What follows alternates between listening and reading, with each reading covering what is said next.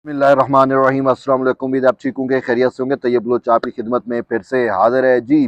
इस वक्त जो है वो इस्लामाबाद में आज जो है वो एमरजेंसी की सूरत हाल नाफिज हो चुकी है, बल्कि एमरजेंसी ही लागू हो चुकी है। मैं आपको बताऊं कि अब से कुछ देर कबल जो है वो इस्लामाबाद की तमाम मसाजिद में ऐलानात कराए गए इस्लामाबाद जामिया की जानिब से, और तमाम इस्लामाबाद के शहरियों को मना कर दिया गया कि वो अपने घरों से बाहर ना निकलें, क्योंकि तहरीक इंसाफ का फसाद ये जो मार्च है, जो धरना है, जो वो डी चौक के करीब पहुंच चुका है, अपनी जन्मभूमि के पास वो पहुंच चुके हैं।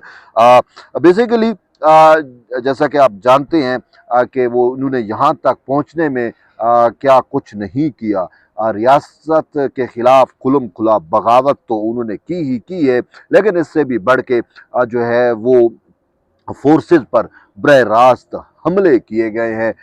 जो सरकारी इमलाक है उसको बड़ी तादाद में नुकसान पहुंचाया गया है, जलाओ घेराव, और जो है वो इवन के बहुत सारी जगहों पे ऐसी भी वारदातें की गई हैं कि जो दफातर हैं उनमें लूट मार की गई है, कंप्यूटर, सरकारी जो मशीनरी चीज़ें वो भी चोरी की गई है। पुलिस की गाड़ियां जो है 22 के करीब गाड़ियां जो है वो नजर आतिश कर दी गई हैं। और एक ऐसा मतलब हमने आज तक इस तरीके से पुरतशद्दुद नहीं देखे। बिल्कुल 9 मई की याद जो है वही ताज़ा हो गई है। और इससे भी बढ़ के जो है 5 जो है यानी कि रेंजर्स पे जो है वो भी चढ़ाई की गई, और 4 रेंजर्स के नौजवान जो है उनको शहीद किया गया। एक पुलिस एहलकार भी शहीद हुआ, और तकरीबन 5 जो है वो ज़ख्मी हैं। बड़ी तादाद में जो है वो पुलिस एहलकार जो है वो ज़ख्मी हुए। तकरीबन 150 से 200 फिगर जो है वो सिर्फ इस पुलिस का है जो ज़ख्मी किए गए। इससे पहले अटक में जो कुछ हुआ, 119 अटक में पंजाब पुलिस के एहलकारों को ज़ख्मी किया गया, 11 गाड़ियाँ कब्जे में ली गई, 22 गाड़ियों को जलाया गया, और बहुत सारे इंतशार फितना फसाद की और बहुत सारी रुदादें हैं। और सबसे बड़ी बात यह है कि अब आप सवाल ये पैदा होता है कि ये यहाँ तक आए कैसे। उसमें मेन चीज़ यही है कि उनकी जानिब से सीधी फायरिंग की जाती रही, जबकि इस्लामाबाद पुलिस की जानिब से जो है वो उनको रोक दिया गया कि आपने किसी किस्म की जो है वो फायरिंग नहीं करनी। तो इसी वजह से इस्लामाबाद पुलिस फिर पसपा होती रही। अब मामला यह है कि इस्लामाबाद पुलिस की जानिब से अगर मुजाहिरीन पर एक शल फेंका जाता है तो उनकी जानिब से जो है पीटीआई के फितने फसाद और इंतशारियों की जानिब से जो है वो जवाब में 5 शल फेंके जाते हैं।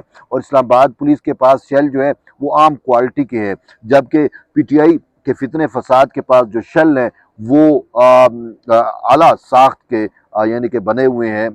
ये जो आंसू गैस शेल की मैं बात कर रहा हूँ, और ये जो बने हुए हैं ये अमेरिकन मेड शेल हैं, यूरोपियन मेड शेल हैं। उनकी रेंज भी ज़्यादा है, और वो कारगर भी ज़्यादा हैं, और ख़तरनाक भी वो बहुत ज़्यादा हैं। तो यूँ पुलिस जो है वो इसके लिए तो तैयार नहीं थी कि क्या मुजाहिरीन के पास इतने जदीद ऑटोमेटिक और इंग्लिश शेल हो सकते हैं। वो एक इस्लामाबाद पुलिस के एहलकार ने जब कहा कि इनके पास इंग्लिश शेल है तो उसका मजाक भी उड़ाया जा रहा था। तो इंग्लिश का मतलब ये है कि वो देसी मेड शेल नहीं है, बल्कि हाई स्टैंडर्ड क्वालिटी के इंतहाई ख़तरनाक अमेरिकन मेड जो है वो आंसू गैस के शेल हैं तरीके इंसाफ के पास। उनके पास जदीद तरीन असला है, और सरकारी असला भी उन्हीं के पास है, क्योंकि इसमें कहा जा रहा है कि मुतअद्दिद जो केपी के पुलिस के एहलकार हैं सिविलियन में उनको भी भेजा गया है। तो ये सब ट्रेड याफ्ता एहलकार हैं। तो इसी वजह से इस्लामाबाद पुलिस की जानिब से, पंजाब पुलिस की जानिब से जितनी भी रुकावटें खड़ी करने की गई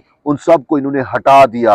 क्रेनें इनके साथ हैं, तो इन्होंने हटाते हुए जो है वो अब चाइना चौक पे पहुंच चुके हैं। चाइना चौक और डी चौक के दरमियान तकरीबन 200 मीटर का यानी कि आधा किलोमीटर का भी फासला नहीं है, इतना बनता है। और अब डी चौक पे अगर ये पहुंचते हैं तो डी चौक से 100 से 150 यानी 200 मीटर मैक्सिमम ही लगा लो, तो बेलारूस के प्रेसिडेंट ठहरे हुए हैं, जो 3 रोज़ा विजिट पे हैं। तो ये सारी चीज़ें अगर आप देखें तो आपको लगता है कि क्या ये मुल्क दोस्ती है। ये इंतहा की मुल्क दुश्मनी है, और इनका मकसद ही यही है फितना फसाद। और इस हवाले से मैं अभी वज़ीर दाखिला मोहसिन नकवी की बात सुन रहा था, तो उन्होंने कहा कि पीटीआई की क़यादत ये फितना फसाद तो नहीं चाहती, लेकिन अडियाला जेल में पड़ा हुआ एक शख्स जो है वो जानबूझकर ये मामलात लेके आया हुआ है और वो नहीं मान रहा। और फिर मैं आपको अगर सच बताऊं, मुझे फिर भी कहीं ना कहीं ऐसा लगता है कि इस फितने फसाद को इस्लामाबाद में लाने में बहुत सारे जहाँ मुहरकात हैं वहाँ पे कहीं ना कहीं इनको, वो कहते हैं ना, इनसाइड जॉब है, कहीं ना कहीं अंदर से भी इनको कहीं ना कहीं कुछ सपोर्ट मिली हुई है, कहीं ना कहीं जो है वो कोई एक ऐसा सेक्ट इनके साथ ज़रूर है जो इनको अशीर दे रहा है और इसी वजह से ये चढ़ाई कर रहे हैं और यहाँ तक पहुँच चुके हैं। देखिए, अगर रियासत चाहे तो इनको रोक सकती थी, लेकिन रियासत ने ये कहा कि मिनिमम नुकसान हो, जाने ना जाए। अब अगर ये यूथिये भी मरे तो भी तो पाकिस्तान के शहरी हैं, लेकिन अफसोस ये है कि उनमें बहुत ज़्यादा ऐसे अफ़गान और गैर मुल्की शहरी हैं जो शरपसंदी पे, जिनका मकसद ही शरपसंदी है और अब नौबत जो है वो बड़ी गंभीर हो चुकी है। अब डी चौक आखिरी महाज है, आखिरी जगह है और यहाँ तक अगर ये पहुँचने में कामयाब हो गए तो फिर मामलात जो हैं वो बहुत ज़्यादा संगीन सूरत हाल होगी। और ऐन उस लम्हे जब जो है वो बेलारूस के प्रेसिडेंट और उनकी जो है 80 रुकनी वफद इस्लामाबाद में बिल्कुल 200 से 300 मीटर के फासले पे मौजूद हो, तो ये वहाँ पे तो ये चीज़ें जो है वो समझ से बालातर हो रही हैं।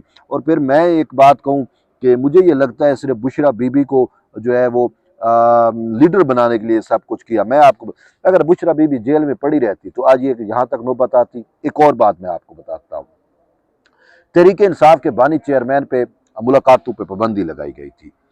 जब एससीओ की समिट थी और उस दौरान देखा था कोई भी उससे मिलने नहीं जा रहा था। इवन के पीटीआई की क़यादत जब उससे मिलने जाई तो मौलाना फजल रहमान ने बिलावल को कहा और बिलावल ने रोल प्ले किया और उनको मिलने की इजाज़त दी गई थी, यहाँ तक पाबंदी थी।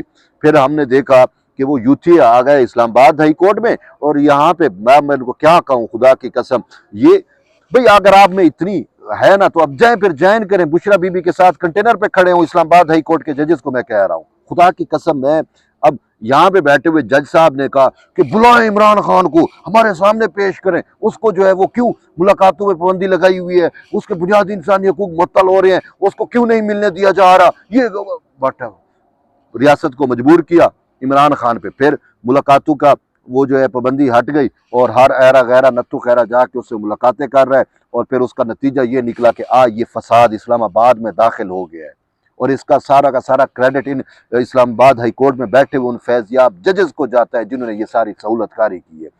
अगर मुलाकातों पे पाबंदी, यार आपको पता है कि ये फितना है, ये फसाद है, ये इंतशार है, इसने इस मुल्क को नहीं चलने देना। ये मगरबी इस्तेमार के कहने के ऊपर जो है वो, अब इसका मकसद क्या है, बेलारूस के देख भी रहे हैं कि यार बेलारूस का प्रेसिडेंट जो है वो यहाँ पे आया हुआ है, ठीक है। अब उसकी, अब फिर भी इसके बावजूद कल रात ये मुलाकात होती रही तो कि भाई आप 3 दिन ठहर जाएं, किसी और जगह पे F9 में बैठ जाएं, फलां जगह पे बैठ जाएं, ये हमारे मोअज़्ज़ज़ मेहमान है, अच्छा तासुर नहीं जाएगा, ये चले जाएंगे तो उसके बाद फिर आप आए, फिर देख लेंगे, मैदान भी है, सब कुछ है, 3 दिन तो स्टे कर लेना। तो उन्होंने कहा नहीं माने।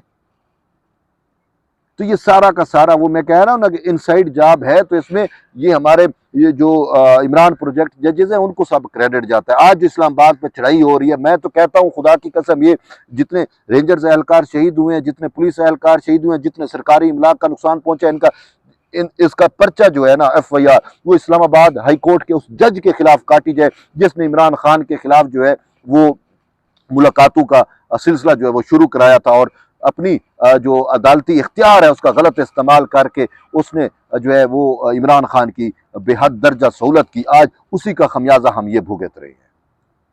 अल्लाह ना करे कोई ऐसा इवेंट हो जाए। ये देखें, श्रीलंकन टीम पे यहाँ पे हमले हुए, गैर मुल्कियों पे यहाँ पे हमले होते रहे। अब खुदा ना करे, बड़ी मुश्किल से हमने अपना इंटरनेशनल इमेज बहाल की है। यहाँ पे सदूर और डेलीगेट आना शुरू हुए हैं, अब इनको पेट में मरोड़ उठा और खुदा ना करे कोई ऐसा इवेंट हो जाए तो फिर तो हमें जो है वो तकरीबन 1 से 1.5 अरसा और लगेगा अशरा कि हम उन डेलीगेट्स को उनको कहें नहीं जी इस्लामाबाद पाकिस्तान पुरअमन है, आप आएँ, आपको कुछ नहीं होगा। तो मेरी समझ से ये बालातर है। और फिर अगर इनसे निमटना होता हुकूमत निमट सकती थी। अब मैं क्या कहूँ कि कहीं ना कहीं इनकी अपनी भी कमजोरियां हैं। कंटेनर रखे हैं, वो भी खाली कंटेनर रखने का फायदा क्या है? कंटेनर रखे हैं तो उसमें मिट्टी भर के, पत्थर भर के, इतना वजनी कंटेनर रखते कि उनकी क्रेनें भी उनको ना हिला सकती। वो तो कंटेनर रखे हैं, वो रस्से या उनमें हुक लगाते हैं और खींचते हैं तो वो कंटेनर परे चला जाता है। जब उसमें मट्टी पड़ी होती, जब ये चीजें होती, तो ऐसी नौबत भी ना आती। तो कुछ हमारी अपनी कमजोरियां हैं और कुछ उनके पास जो है वो फितना फसाद और इंतशार है। तो जब इंतशार हो तो हर कोई अपनी जान बचाता है। और यही तो मोहसिन नकवी ने कहा कि गोलियां वो चला रहे थे, हम भी अगर हुक्म दें तो बराबर का नुकसान होता और गोलियां चलती, लेकिन हमने कहा बंदे नहीं मारने, हमने अपने ही बंदे बचाने की कोशिश की। बहरहाल अब देखते हैं, मामलात बड़े टेंस हो चुके हैं। इस्लामाबाद में फुल टाइम इमरजेंसी नाफिज हो चुकी है। इनके आर्टिकल 245 के तहत फौज को तलब कर लिया गया है और फौज जो है वो रेड जोन में भी तैनात है, वहाँ पे भी रेंजर्स के इजाफी नफरी और दस्ते जो है वो तैनात किए गए हैं। अब देखते हैं फौज, बात यह है कि जब रेंजर या फौज दीवार बना के खड़ी हो जाए, मैं देखता हूँ कौन युद्ध आता है। ये भी फिर हट जाते हैं और उनको आने देते हैं। बहुत सारे मसाइल हैं हकीकत में। बहरहाल आप इन सारी चीज़ों को कैसे समझते हैं, आप ज़रूर अपने कमेंट्स करें और फिर फीडबैक दें, तो कि हम अगला जो व्लॉग करें उसमें इन चीज़ों को जो पहलू मैंने मिस किए हों, तो उन पे आप जो है अपने कमेंट्स के ज़रिए मुझे आगाह करें, ताकि हम उन चीज़ों को भी जो है उनका भी जायज़ा लें और आइंदा उसमें हम उन सारी चीज़ों का अहाता कर सकें। बहरहाल एट द एंड है कि जुड़े रहिए तैयब बलूच के साथ। मिलते हैं कि नई वीडियो, तब तक के लिए इजाज़त दें। अल्लाह हाफ़िज़।